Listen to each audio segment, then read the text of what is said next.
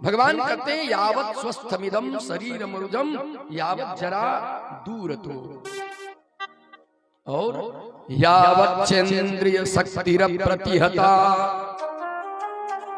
जब तक आपके 10 इंद्रियों में आपका अधिकार है, और नहीं तो ये 10 इंद्रियों में आपका अधिकार नहीं रहेगा। आपके कान श्रवण सुनना बंद कर देंगे, आंखें देखना बंद कर देंगी, मुंह से आप सही से बोल नहीं पाओगे, हाथ पांव चलने में असमर्थ हो जाएगा। अर्थात यह भी स्थिति आपके जीवन में आएगी कि आपके 10 इंद्रियां स्थावर हो जाएंगी। यावत चेन्द्रिय शक्तिर प्रतिहता, अंतिम में भगवान कहते हैं यावत क्षयो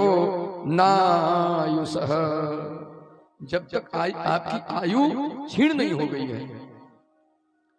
जब तक आपका बुलावा ऊपर से नहीं आया, इस संसार में आप सुरक्षित हैं, अपने घर परिवार के साथ आनंद के साथ जीवन यापन कर रहे हैं, तो अपने जीवन में कोई सत्कर्म कर लें, पुण्य कर्म कर लें, और नहीं तो बस सोचते सोचते हम अपने जीवन को समाप्त